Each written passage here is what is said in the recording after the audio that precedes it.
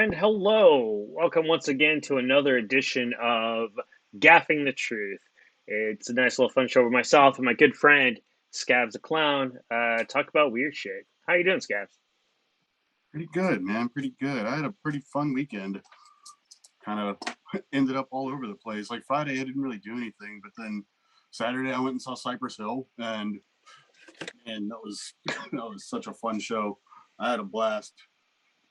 I really enjoyed it. Cypress Hill is one of my favorite like rap groups, bands. Well, technically, they were a band this time. They had a drummer and a DJ.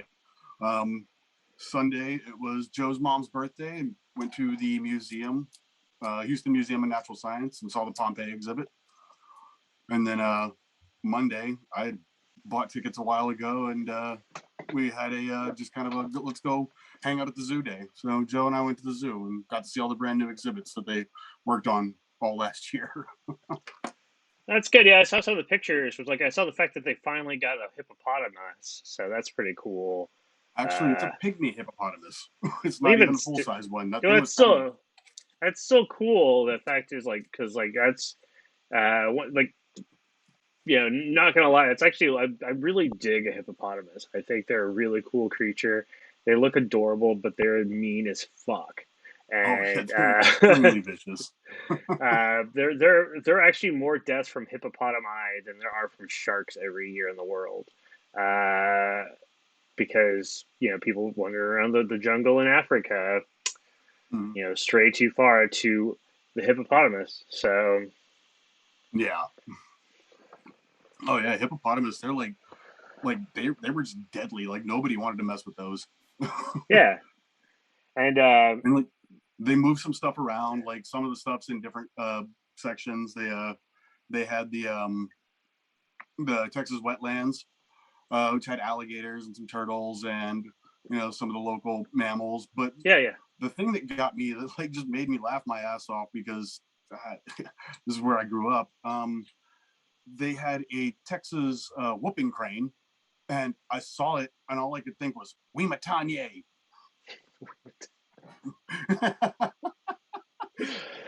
It's King of the Hill for those of you that don't know. Yeah. God damn it. My weekend was not quite as exciting as like some of the. So here's even the story, like, because I didn't really talk about the story about this. So last week, it turned out my credit card got compromised, so I had to cancel my credit card because somebody used I guess, a fake reader on a Coke machine in Austin, Texas, from when over a month ago, which I'm pretty sure I know exactly which Coke machine it is. Uh, where it Was that happened like the at. last purchase? Like, how did you know it was from the Coke machine? Well, because it was the only one I used. There's only one Coke machine I ever used in Austin, so I know exactly which one it is. It was the one that was in my uh, the apartment complex I had because I was like right there, so it just made it nice and convenient. So I'm pretty sure they put a little card reader on that, but of course it's probably on Coke machine, so they probably checked it rarely. Uh, Mm-hmm. so it probably took a month for them to, I guess, to test it out and stuff like that, and then it apparently worked because it's $1.75, so the credit card company doesn't balk at that, especially if I'm not spending something right at the same time. And then Yeah. proceeded to basically almost clean out my account within 3 hours. Um, Damn. and the only reason, and then like the credit card company called me back, going, "Hey, did you do those?" Because they're confused because at that point in time, some stuff processed from up here, and that's when the credit card company found out about it. So I went, "Yeah, no, that's anything from that's not New York. That is definitely not me." And so they they're on the process of getting through all the charges to get me refunded back, and then I'm waiting for a new card. That was Man. what, Wednesday, and Whew. then Friday I had I got home from work. I was walking the dog, and there's a bird that camps out in front of the house here that basically loves swooping us because I've got walking with essentially a predator. And I guess he either I turned where he misjudged or something like that, and it actually hit me and it surprised me because birds don't generally do that. It just like swoops and gets like because I usually just swoops near me and I can hear it, but I guess I just turned in such a way where he just got a little too close and hit me, which surprised me. I twisted Yeah. and fell. I scraped up myself a bit, and I broke my big right foot toe. Ooh, So yeah, no money, broken toe. I'm doing great, in and it's my birthday New next week. York. Yeah, and it's my birthday next week. So yeah. Oh man. Uh, well, hopefully this is rock bottom, Oh, and you that's can just go up from here. yeah. I told my roommate all that. My roommates are very sympathetic. Luckily, somebody was nice enough to send me some money so that way I could get a boot so I can like move around and do stuff at least short periods of time rather than just me kind of just hobbling around town, like here in the apartment. So or house, so that's nice. That is nice. Well, going back to the soda machine thing, I got like my day job. Oh shit! I deliver wine, and my phone wasn't plugged in completely. My day job, I deliver wine. Um, sorry, that completely threw me off. I don't remember where I was going with it. Oh, that's right. So they give me a company gas card, and you know, go to a gas station, fill up, whatever, blah blah blah. Um, I come back to work one Friday, and I get called immediately to the office once I get back from my route. And my boss is like, "Hey, so it looks like you spent $500 at Home Depot on your gas card, and corporate said that I have to fire you immediately." And I was like, "What the fuck are you talking about? Like, dude, like, whoa! Last time I got gas was yesterday, and I got it like in Kingwood. Like, I've never touched the card for anything. I don't need your fucking money." And yeah, I was technically fired over the weekend, but then the boss did some, research, went to the Home Depot and everything, and then like they had no security footage of me or anything like that. And then I got cleared because this was a while ago. Somebody went and got a Netflix video outside of a Walgreens or something in like Pennsylvania. So they got the card info, spent a whole bunch of money on it, and then sold the card information. Yeah. Yeah. But also soda machines. The apartment complex I used to live in, there was a soda machine. Probably the last time I used a soda machine, honestly. I went down there Sunday morning. I was hungover from a party the night before, getting a monster, and put a bunch of quarters in, push the button, monster rolls out, and then another monster rolls out, and then another monster rolls out, and I was like, "Oh fuck!" And I gathered them all up, and it still said I had $2. So I pushed the Coke. All the Cokes roll out. I did that with every single thing. I went and got a trash bag and filled it with sodas. And then, like, when everything was empty, I looked at it and hit coin return and got all my money back. The fuck? That's crazy. Yeah, I know. Like, there was obviously like some kind of malfunction in the machine, but there lost my game. Yeah, that's crazy, man. Yeah. And speaking of cheating the system and grifters and whatnot, That's a great seg. It's what a fun segue. The fact is, we're talking about when like because both of us are sideshow folk, um, and our love of all things. And one of the things we actually love is our what sideshow gaffs. In fact, our show is called Gaffing the Truth because that's part of the reason. And gaffs, for people who aren't aware, and this is you can find this. This isn't secret information. We're only like this like select people that like that. Gaffs are things that aren't necessarily real. yeah, Um, you could literally like just look up gaffs, Gaffs, like, and you will find thousands of pages on Google about it. yeah, but like it's now the thing is like I always like the Ward Hall uses a really good phrase. It goes, "Everything you see here is real, whether it's really real or real fake. In any extent, it's always really interesting." So that's how I always look at it as. So Yeah, I it's think that's pretty physically cool. real. It exists now. Whether or not it's always existed in the state that it's being purported to be, meh. But has it got a good story? That's really what matters, especially when it comes to entertainment like us. The idea was always as long as it had a cool story. So I've got like one of the most popular ones to start off with, like yeah, one of sure. my Let's start it favorites. off. Yeah. Um, the Fiji mermaid. There we go. Fiji mermaid. Yeah. Yeah. I found a really good paragraph about it right here on this website too. Barnum's Fiji mermaid is probably the most well-known sideshow gaffe, and it's historically is inextricable linked with that man. They don't type right on this either. Inextricably, yeah, okay, y'all spelled that weird.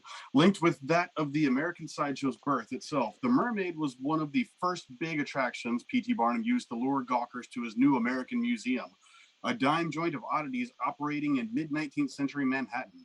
Barnum's museum was so popular, hooking tourists from across the country, that he eventually took his collection on the road, displaying it on the side of his big top circus tent. The spiel to go along with the Fiji mermaid was typical. The mummified creature was said to have been caught off the coast of the Fiji Islands, proving that all of history's myths were true. In reality, the mermaid was nothing more than a macabre conglomeration of a monkey's head and torso sewn onto the back end of a fish, with some added scales, hair, and a pair of breasts tacked on for some good measure. The result is a frightening creation, a prototype perhaps to the human centipede, but it has served its purpose. It did frighten delight the uptight Victorian spectators who shelled out their dimes and came back for more. Okay. Yeah, I No, love the Fiji mermaid. That's what got me interested in sideshow gaffes when I was younger, honestly. well, it's Like yeah, like like it said in this, it's the most well-known one. It's the most common one. yeah. That and a jackalope bust. Well, okay, the Fiji mermaid is really great worldwide. Jackalope is a very American thing. Oh yeah, for sure. That's a Yeah, I mean, very I grew up in Texas. Of course, I knew what a jackalope was at a young age. Jackalope, which is a very good set. I mean, that's a good. You would talk about this. The jack. Look, I don't even know. Like, I can't. Like, I know we kind of talked about it before with the because we talked about it on the American. Like, we talked about American Goofy Cryptids. We talked about the jackalope, and like Yeah, and honestly, I don't know if it started off as a gaff or as a cryptid. it's. I know Will Rogers told his tall tales, and I know the jackalope was part of that, but I don't know if he was the originator of the jackalope or whether he was just passing more information on about stuff like that. I mean, because like it's from Will Rogers that Will Rogers also gave the notoriety of things like the furry trout, the hoop snake, and whatnot. So I love it's furry trucks so much. I want one. but yeah, so it's but it's one of those things. It's hard to say where that thing is, but that's for those people who, for some reason, don't know what a jackalope is. Basically, it is a rabbit with antlers, like an antelope needs a jackrabbit. That's what it Yeah, is. yeah. I hit the Wikipedia page to see if it had an origin, and it's got a picture. So, yeah, if you don't know what a jackalope is,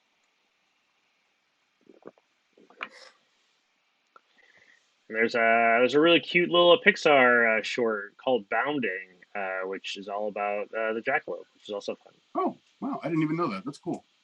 Yeah. I think it was like Um, it came like back when Pixar was still doing the little shorts before their movies. I think they still do. I don't know. It's been a while since I've went to see, but they put that one before. I want to say maybe Incredibles or Nemo, one of those two. So anyway, yeah. So I found the origin.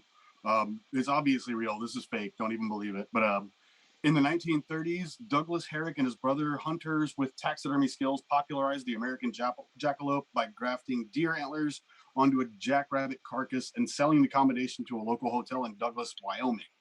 Thereafter, they made and sold many similar jackalopes to a retail outlet in South Dakota, and other taxidermists continued manufacturing the horned rabbits into the 21st century. Um, there's a lot more, but yeah. The underlying legend of the jackalope upon which the Wyoming taxidermists were building may be related to similar stories in other cultures and other historical times. Researchers suggest that at least some of the tales of horned hares were inspired by sightings of rabbits infected with show papilloma virus. It causes horn and antler-like tumors to grow in various places on a rabbit's head and body. Ah, cool. Yeah. We learned Yeah. something today. Yeah. Something very important. That's exactly what it is. Uh, Yeah. so with gaffs, people talk about gaffs. So like gaffs isn't necessarily just about because I want to talk about some gaffs isn't just about an inanimate object as well. We'll get back talking inanimate objects too, some favorite stuff. But like, there's a couple of fun ones I like. They're called gaffs, like people doing gaffs. Like Yeah. basically, Speaking of real quick, here's pictures of jackalopes from 1575, I believe. okay, Yeah. So, I mean, it's been around for a while. They just kind of ran with it, popularized it, called it a jackalope. well there we go. Nice. But yeah, I want to talk about people who are gaffed out. So I got two different examples I want to talk about. First, I want to talk about Albert, Alberta. I actually kind of talked about them on the Devil's Hour, but they're still a really interesting act. So Albert, Alberta was billed as a hermaphrodite, a he, she. And so a lot of times, especially during the times of like the early turn of the century, turn of the 20th century, a lot of times when they do these half man, half woman acts, they would literally be essentially a drag queen, and they would like basically work out one side of their body and not the other one to keep it feminine, and then they of course make up the other side out. Now, what's interesting about um, Albert, Alberta is they got really like it was like probably arguably the most famous hermaphroditic act. Um, Mm-hmm. um, but what was crazy about its fact is that he I mean, it got to the point like the as time progressed, as far as people trying to is he or isn't he, so something like that. Like they got to the point where they're actually even gaffing out nudity for him, so that way when they do the blow off at the end of the show, for people who don't know, blow off is basically as you watch a show, and then for an extra $5 or whatever, you can hang out and watch or go see something even crazier than what you're seeing on stage. So this Mm, in this particular one yeah. is seeing Yeah. Something Albert. that's a little more interactive for you. Something where you are part of the show. That or just something that's so salacious in this respect, because even a lot of times these shows are still quote unquote family friendly, but you know what, for an extra $5 or so, dad can stick around and then see. Actually, back then it was probably more like 5 cents. Well, you know what I mean. For an extra for an extra buck, 5 cents, 10 cents, you can sit around and see how much this person is both man and woman. Wink, wink. Um, and it turns out the female side had a breast that was basically like a pantyhose with like birdseed, and they just like did it up so well that through gauze and things like that. When you look at it, you're never looking directly when nude. You're seeing it through like a shimmery thing, so it's easier to hide. So yeah, Yeah. not I've real. seen I've seen other like newer acts take off of that because a lot of the half man half woman acts were like literally like a woman's blouse and a man's coat sewn Yeah, together, and then it was usually a guy, sometimes it was a woman. If it was a guy doing the gaff, you would have one side like his beard, kind of stubble, or maybe a full mustache, or half a mustache, half a goatee, and on yeah. the other side he would wear makeup and accent his features to look more feminine. Yeah, and then the hair was um cut short on the male side, with the female side let go long and things like that. Sort yeah, of. or pomaded to look short, or Oh, yeah, well, either way. yeah, because I'm sure, like, when the show's over, you don't want to walk around with that half and half haircut. Yeah, but that's just it. Like those hermaphroditic acts, at least at those time periods. It's not to say that there weren't true hermaphrodites sometimes doing some of the sideshow stuff, but the big kind of grand ones were almost strictly like a gaffed thing, like what we're talking about. Mm-hmm. Yeah, I mean, that's another good one. Like that, I just like. I mean, it was like growing up and learning more about sideshow, and circus and old like entertainment in general, like I don't know if it's done so much anymore, but definitely when we were kids, 80s cartoons and 90s cartoons, like it definitely derived from that. Because I remember seeing like, the half man, half woman in a cartoon, or, stuff that, like carnival barkers would say in cartoons was stuff that, P.T. Barnum straight up said, or, you Oh yeah. know, yeah, I think every carnival barker in cartoons in the 80s was modeled after P.T. Barnum, just a little chunkier and more exaggerated hair.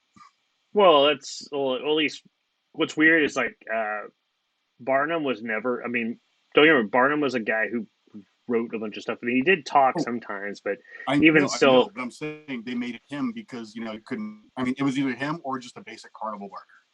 But they yeah, would no, I have get like it. the rounded character with the curly hair, and you know, it was Yeah, meant to kind of look like P.T. Barnum. yeah, it's yeah, but yeah. So Yeah. Well, if you want to go off other human gaffs, this one's kind of a half and half gaff.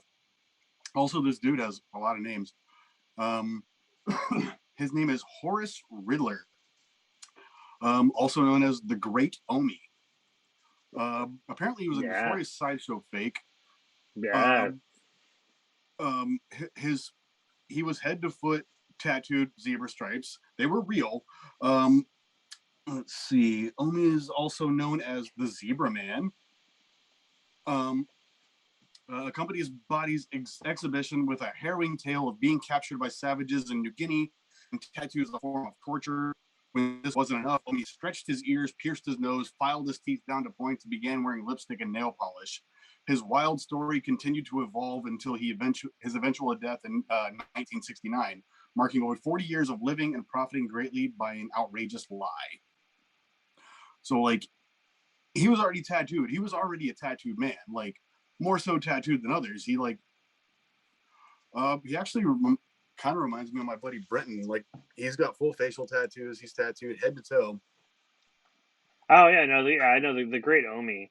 Yeah. It's just it's not like we don't know some modern sideshow Oh, of course. performers that Yeah. don't. No, I love that. I love that picture. It's the guy standing in the middle of the three ring and he's just wearing underwear, and it's like the untattooed man, ladies and gentlemen. Yeah.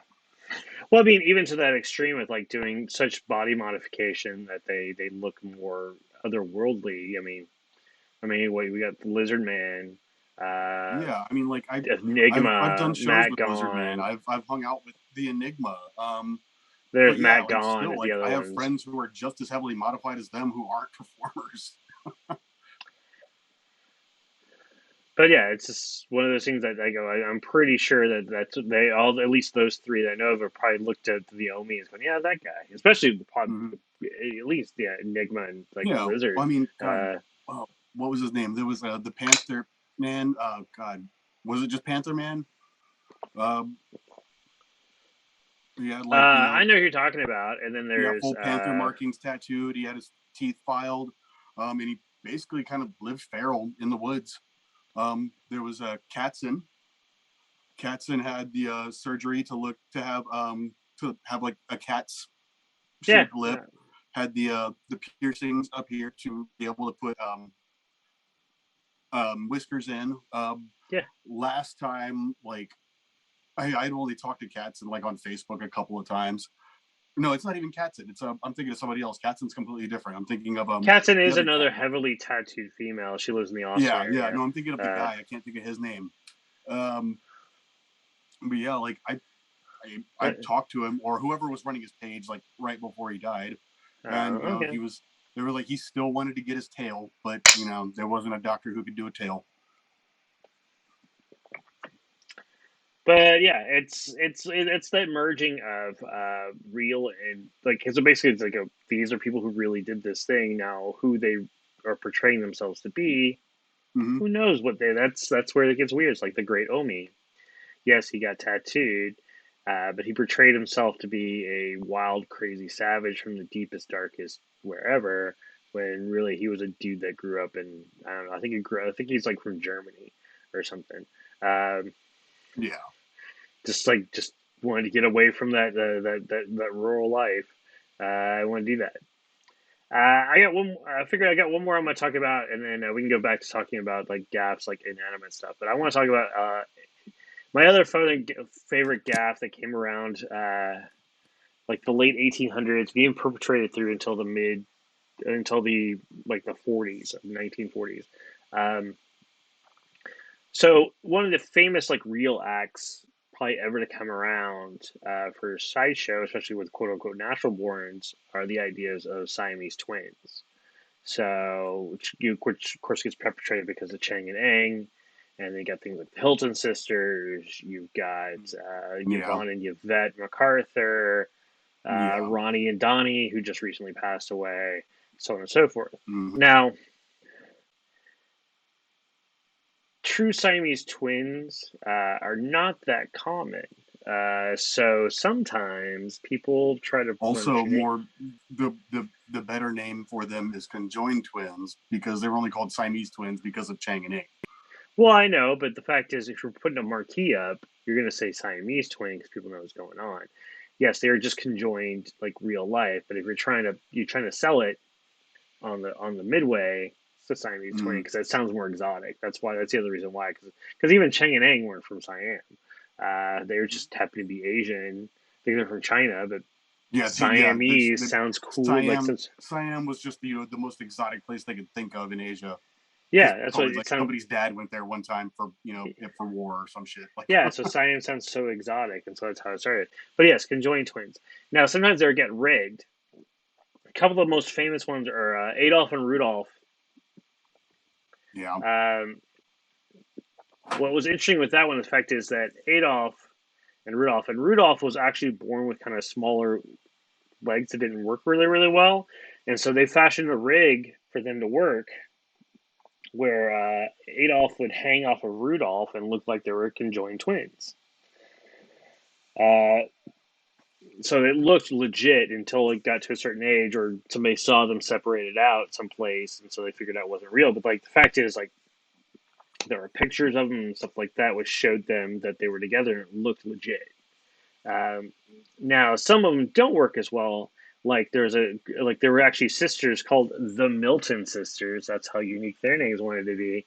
uh, where they found out they weren't real is because they got into a fight on stage, ripped the dress in half, and stormed off in different directions.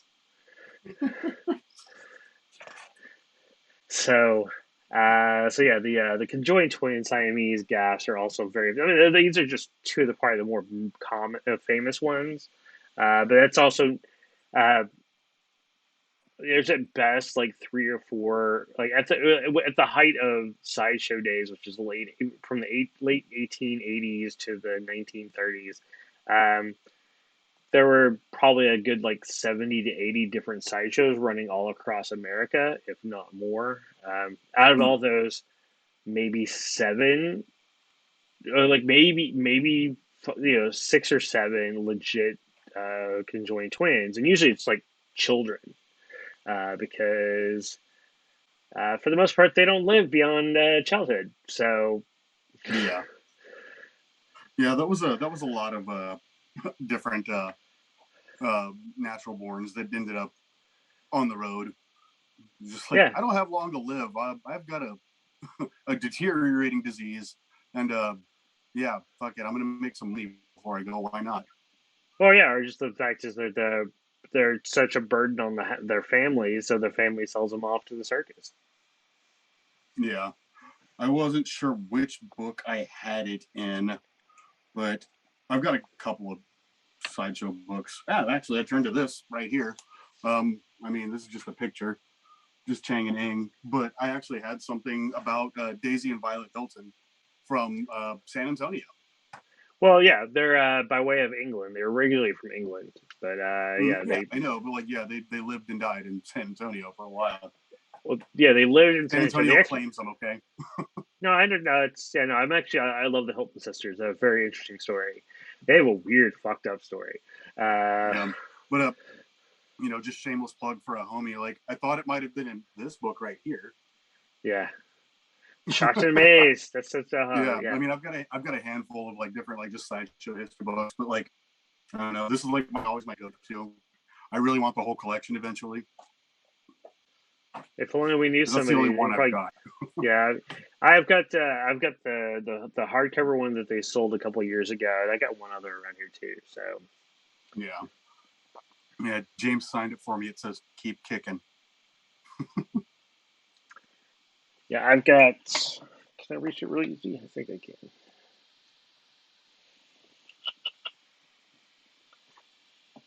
Anyway, you talk about stuff. I'm gonna pull my book out so I can see. I was looking. What was one of Yeah, the I've ones got I was this talking one. about earlier? The ones I have pulled up are. Hey, there you go. That's really awesome. Um, Mine I haven't says the been pulling gang's this up all in a little here. while, but let's see. One I've of the got ones some. like it's always like just it's referenced like we were saying in cartoons, pop culture, everything. Um, like just another one of my favorites. I really want one. I want to make one if I can because I kind of have an idea how to do it. But the Hand of Glory. Hand of Glory. That's a good like that's old school, man. Yeah, That's like a partner selling indulgences back in the middle back in yeah, the dark ages sort of shit. yeah. That's like the. I mean, like it's basically the dude in the shop from Hellraiser One going, "What's your pleasure, sir?" But actually, fun fact: I learned about the Hand of Glory from The Simpsons Treehouse of Horror episode. They just called it Because the they monkey's paw. well that the monkey's paw is actually a separate thing, but yeah, they combine the Hand of Glory with the monkey's paw. Yeah, Um, yeah, yeah. It's the Hand of Glory and the monkey's paw. Like they're the same and different, and it just depends on which internet site you look at. But a Hand of Glory is the fried and pickled hand of a hanged man, often specified as being the left, Latin, sinister hand. Yeah, that's why we hate the lefties. Or if the person was hanged for murder, the hand that did the deed. Old European beliefs attribute great powers to a hand of glory combined with a candle made from the fat of the corpse of the same malefactor who died on the gallows. The candle so made, lighted, and placed, as if in a candlestick, in the hand of glory would have rendered motionless all persons to whom it is presented. The process for preparing the hand and the candle are described in 18th century documents, with certain steps disputed due to difficulty in properly translating phrases from the era. Concept inspired short stories and poems in the 19th century. I mean, like, I that's why it like gets mixed up so much with the monkey's paw because all it really does is like if you light it the candle, it just makes people they can't move if they look at it. yeah, So like, but when you have a severed hand, you're like, you can make wishes on it. It sounds way cooler. So the stories did get intertwined. So I guess we could talk about the monkey's paw too. yeah, like because I think actually the monkey's paw actually comes from who's like there was a like the weird. I think the legend. If this is me just not looking at the internet, just me, just my weird brain. I want to say that Mm, the idea of the monkey's paw doesn't come from any actual quote unquote historical sites, but rather came from like a short story from somebody. I think. yeah, I'm looking Uh, it up right now. W. W. Jacobs, first published in England in the collection The Lady of the Barge in 1902. yeah, it's based off of a short story, and then basically it's like that's where that came from initially, and then for some reason that blew up in other stuff because 1902, which that fits right as far as timeline wise, as far as capturing the imagination, because that's like Gothic literature was also in full swing Mm-hmm. from across the Yeah, pond. You're looking here, and things like anything weird and dark and macabre was really kind of weird and yeah, interesting too. So that makes like sense. Lovecraft and yeah, Yeah, I mean, it's like since the day, like, because even Stoker was only 15, 20 years earlier, and so that, and stuff didn't travel that quick. So like the idea is that something getting big, being published here, and then getting big, like say, 'cause, like Stoker is like in England, and so by the time people read Dracula in like say San yeah, Francisco, it'd been like yeah. 15, 20 years before they probably. it got Yeah, I there. mean, Russia is still living this. Yeah, Yeah, like I mean, I really enjoy Little Big, but they missed the racing by like 10, 15 years. yeah. Well, at least their style, but I love them. I think they're great. Oh, But Little Big is amazing. yeah, the so the monkey paw, in the story, I don't know. I don't think this is like going to be the origin because I mean I've heard like stuff about this with like with jinns and genies as well. So um, using the supernatural powers of the monkey's paw, the whites make a wish for money, receive the money after their son is involved in a fatal accident, wish for his return, and finally wish for his disappearance. well, So yeah, that's because like it's this, yeah. So it's you can make a wish, like I want $1 million, but your mom's gonna die, and yeah, you're gonna get the inheritance. what's the It's worst it's way for it's you to the get the it's the thing? yeah, it's the punishment for the wish, and I'm sure like that's very very like Middle Eastern with the jinn. So I'm sure the jinn probably originated that kind of wish stuff. Well, it's Like the Wishmaster, careful. what is Well, it's your the wish? wish. It all comes down to Wishmaster. Yeah. It's yeah. Well, it's like that's an old adage. Just be careful what you wish for. I think using the monkey's paw idea is probably bringing in kind of there's some weird like even some weird like it's some stuff from Africa having that sort of stuff, which is why using things like the monkey's paw. Uh, Oh yeah, which wouldn't yeah. It's surprise you know. like based in like hoodoo and yeah, just different like African religions, like the weird tribal religions and stuff, Yeah. which are So honestly like probably the coolest religions. I don't know. I mean, I've been told Scientology is a lot of fun. Yeah, it just costs a lot of money for it to be fun. Actually, no, I don't think it's fun at any point. It's just a way to like break from the mundane because everybody puts celebrities on a pedestal, but then they're gonna pay Scientology to like berate them for a little while. It's just like mental BDSM. I just want to get into Mindhead. I recently rewatched Bowfinger, and just a great movie about you want taking a piss on the film industry. So Mindhead, which is Kit Ramsey, which is the character played by Eddie Murphy, is really big into it and doing things like keep it together, keep it together, keep it together, keep it together. It's very much a kind of a piss on Scientology, which is a lot of fun. Bowfinger, great film. Interesting. It's a good fun I'll have film. to check that one out. I've never seen it. Yeah, yeah. It's got I Steve like that. Martin. It's Steve Martin, Eddie Murphy, Heather Graham, Terrence Stamp is in it. Yeah, it's Christine Baranski. It's a really fun film. It's on HBO right now, so if you have HBO Max, you can watch it. Because I had to, Nice. I got rid of my stuff then because Suicide Squad. I had to re up my HBO Max, so that was a fun movie. That's all I'm going to get into. Uh, I enjoyed it. Let's get back. Another thing I want to talk about Olaf the giant Viking. So the story goes, and I love it. It's the story. So story goes from the 1300s. It was believed to have been the king of Norway had been found. You see, in 1887, a group of Norwegian settlers traveling across the country found themselves in the midst of a major storm. They took cover in a cave where they basically came across the body of Olaf the Giant, who had been preserved for the last 650 years. So that's where that Oh, started. that's That's it. that all. Yeah, that initially all got started. Like he got sold to a circus thing and got toured around back in the turn of the century.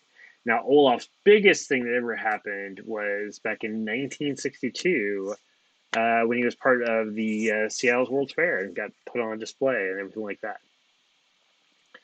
Um, roughly 5 million people have seen Olaf, like have Nice. visited Olaf and stuff like that. It's just really, really crazy. And he's still around. Like there's still you can still see the Olaf, uh, the giant, still touring around. He even has an Instagram, so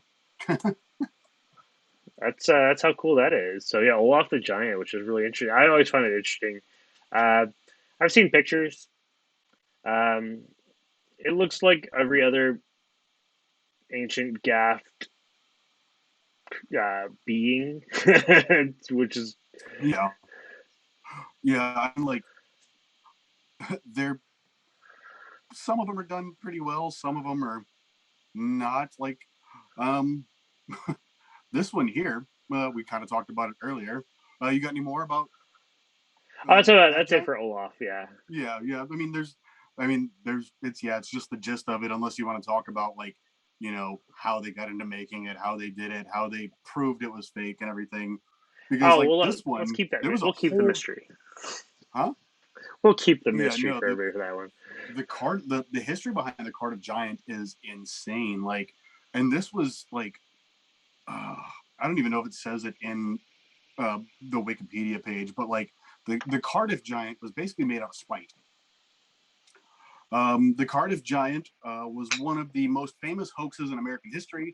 It was a 10-foot tall, purported petrified man uncovered on October 16th, 1989, by workers digging a well behind the barn of William C. Stubb Newell in Cardiff, New York. Both it and an unauthorized copy made by P.T. Barnum are still being displayed. The original is currently on display at the Farmers Museum in Cooperstown, New York.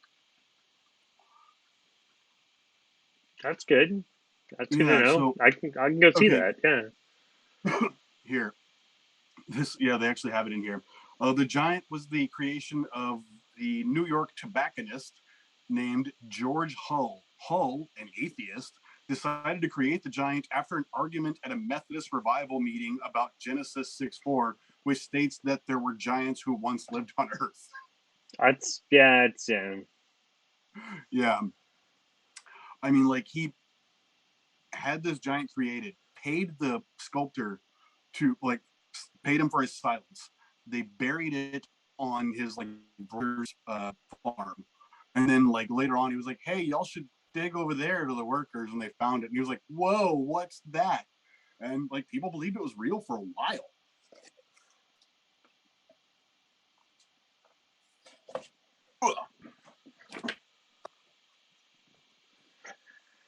Yeah. You No. want to go into It's some of those other giants? we can. All right. You want to? Hey, I mean, like Michael. So specifically just the memorabilia from them, yeah, we can because do that if you they like. were giants. They were huge. Yeah, but as far as were they as big as they really were? I mean, yeah, No, sure. yeah. So okay. I mean, just because I got it here. Johann Peterson. I Yeah, don't know how tall he no was. relation. Yeah, yeah. He spells it completely different. That's why I've heard No, like he's yeah, so no, many different fucking pronunciations of it. he's actually from Iceland. My family's from Sweden, so Yeah, yeah. It's Peturson, yeah, he's and from I've yeah, heard it his family's from Peterson. I've heard it Iceland, so yeah. Peterson. I've heard Peterson. Like yeah. No, But it's I want to see how tall he was.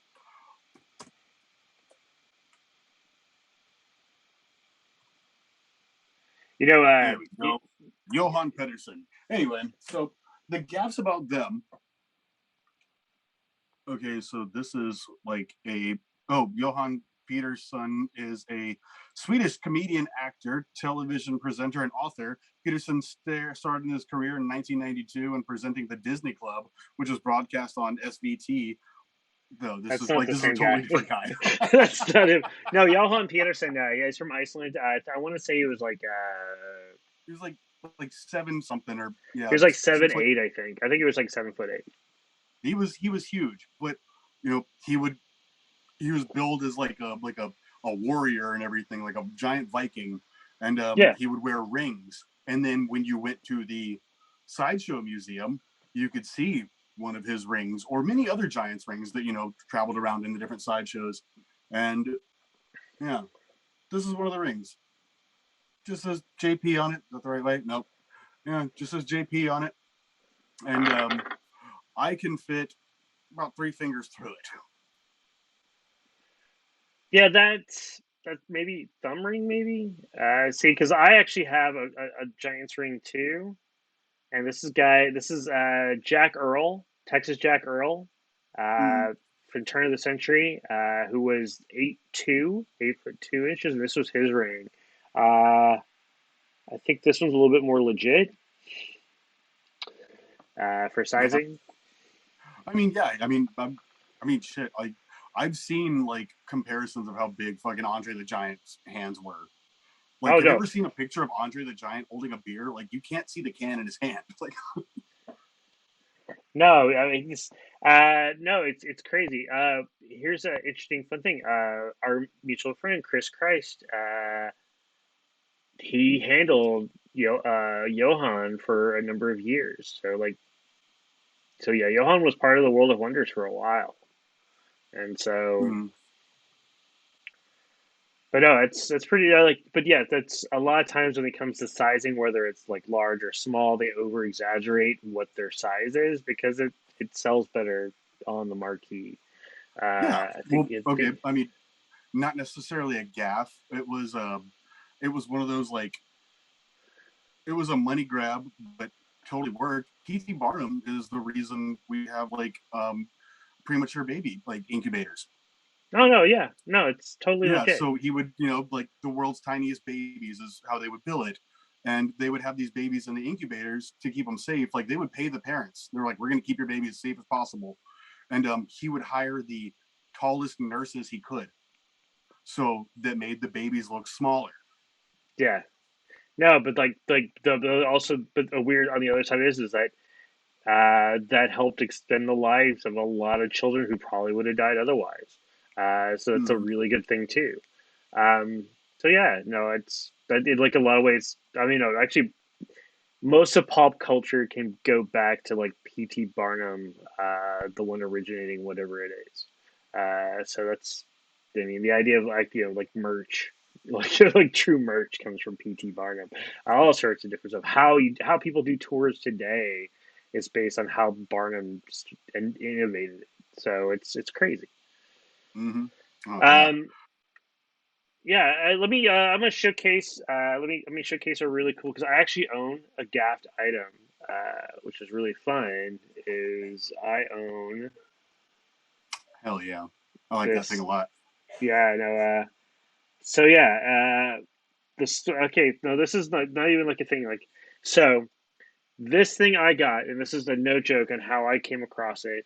Mysterion the Mind Reader, who's an amazing performer from Canada, was doing like an online auction for some stuff back at the beginning of the original pandemic, and the government was making me stay home, so I was furloughed, and so I was making so I decided to bid on some stuff, and so that was one of the things I bid on and won because I thought it looked cool, and how that thing came to be. Created is by our good mutual friend, the great Orvax from Monsters of Schlock. So I got a great item from a good friend, two good friends. Like how it came to me is like a perfect sort of thing. So like that three pronged Emperor Scorpion is just an amazing piece, and I probably will have that to my end of days because of just those two reasons alone. That's awesome. Yeah. I mean, that kind of goes back to like like the jackalope and the Montauk monster, and there's a lot of just like animal gaffs. I mean, we're about out of time, but we didn't even talk about the thing in the box, or that's like a more of a modern one. But like those were, I mean, Jay Braggart back when he was doing his museum, um, that was the big thing, the museum, but it's all just thing in the box. Yeah, And no, we still got a yeah, little. dollar, you go around, the box is opened, and it's just a weird little creature. Yeah, that sort of stuff came to be because there was a guy in like Arizona by the name of Homer, actually originally from Texas. Homer Tate was the guy who really started that the weird fucked up creature thing. We don't even know what it is, sort of stuff. He started that back in the Mm-hmm. 50s and 60s. In fact, there's a thing called the Thing in Arizona where you can go to it and you see this weird kind of monkey. He also created like these little devil children. He created his own versions of mermaids. Um, and the way he just went out into the desert and found weird shit to just like and did like weird collages because he thought it'd be funny. Like literally, he did it because Mm-hmm. my family thinks this is stupid and I think it's hysterical, so I'm gonna make these creatures, and then sold them and made some money off of it. And then it just became bigger. Like if you can come across an original Homer Tate, which I think like Mr. aforementioned Mysterion actually owns two of his pieces because they're Wow. not very common because how he made them was very much stuff that was around him, so that stuff doesn't have permanence. Just because it's like mud and like pear and weird shit he found in the desert. Hmm. So it just he built it out of that sort of stuff, not thinking of long term like preservation. But go here's thing, and so Hmm. that's just how that came to be. But yeah, Yeah. I Homer mean, I've, Tate, he's I've really thought about doing the fascinating. same thing, just making little monsters and, stuff to sell. I mean, kind of started with these. Yeah, there you go. Yeah, Yep. Um, we're about out of time, but I've got two quick ones. sure. Shoot. All right. So the first one, um, very rare. You don't see these very often. It's the 6 foot tall man eating chicken. That's always a fun one. No, that one's Uh, that's one of those stupid ones. It's like like the half man, where they just like the board that's like either perpendicular or horizontal, and you just stand behind it. It's like the half man, ta-da! yeah. But during 2020, well, actually, I started this one a couple months ago.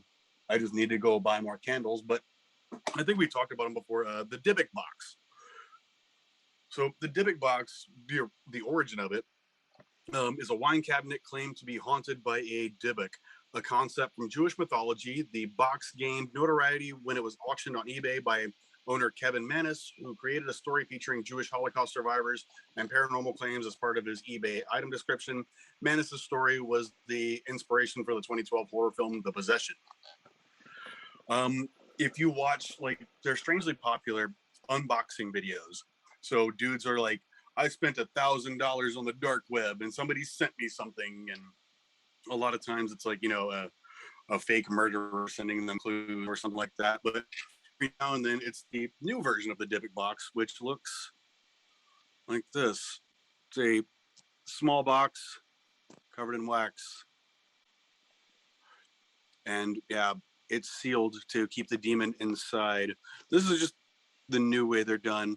And I've been working on one just for the hell of it, because why not? Yeah. I mean, I've also got the start of a vampire hunter kit that I've been working on here and there, which is another great sideshow gaff that that we put in the museums. oh yeah, definitely. Like the various monster hunter kits. Like Mm, there's ones for werewolves too. But yeah, yeah,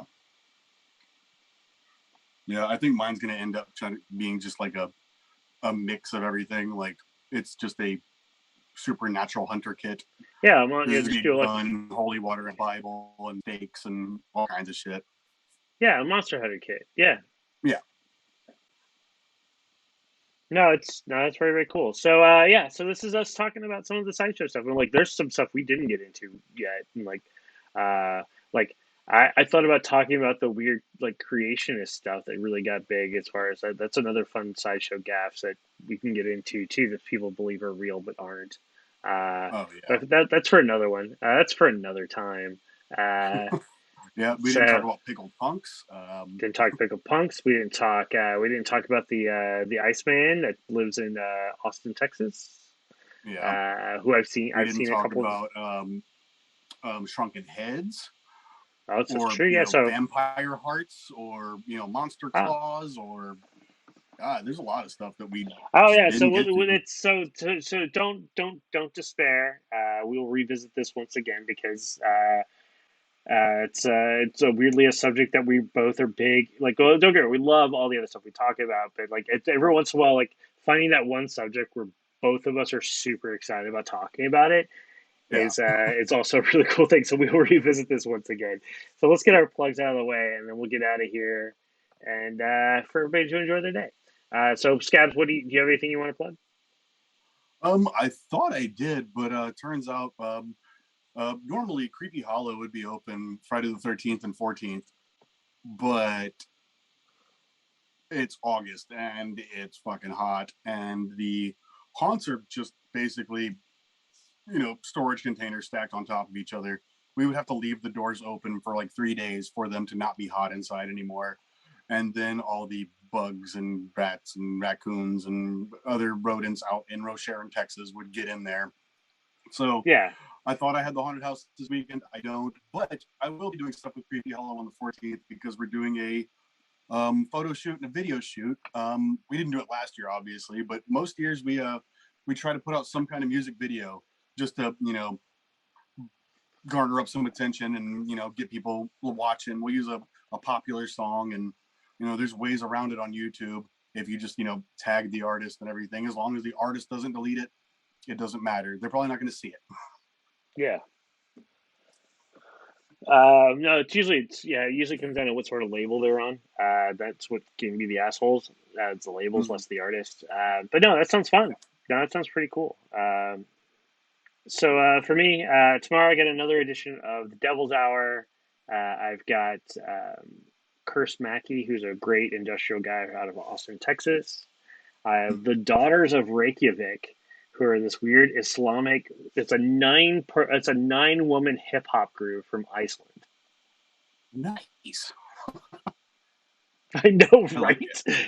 And then our good friend, I'm using her. I'm using their former performer name because I told them I was going to hype their stuff and they were cool with it. So our good friend and one of the inaugural Trash Fire members, Mary Bleeds. So I've got some video from Mary, just showcase some stuff from them. Nice. Right on. Maybe get some eyes on them and then and whatnot. And then on Thursday on the G Spot, I'm talking with our good friend Ridiculous. Oh yeah. Uh, so we're gonna talk dollars. We're gonna talk sideshow. We're gonna talk all sorts of weird, fun stuff. Basically, just have a good time. So everybody tune in live on the shows and stuff like that, and we can chat. And like right now, like Michael Mortilla, like who I've had on the G Spot. It's a great act. He's talking to us through the Facey Space. Thanks to Michael for Nice. tuning in. Other people are watching, but they're being much more quiet. Must be in the background. Also fine. And then next week, which next week is my birthday week. Uh, so we're going to be talking about Mr. Crowley, Aleister Crowley, Hell yeah. because because there's not enough. That's probably gonna be a multiple episode sort of talk too, because he did a lot of weird Yeah. shit. So, God. so yeah, Here, dude. Okay, so this is just a book of some of his writings. oh no, it gets That's no, not even it's his life. And Jesus Christ, his life is more insane than his writings. no, Honestly, it's like he's not a great writer, but no, his writing is kind of meh, but for the time, it's one of the things that it did not age well. But yeah, he's just like how wanted to he be lived as his weird life and was depraved as he could.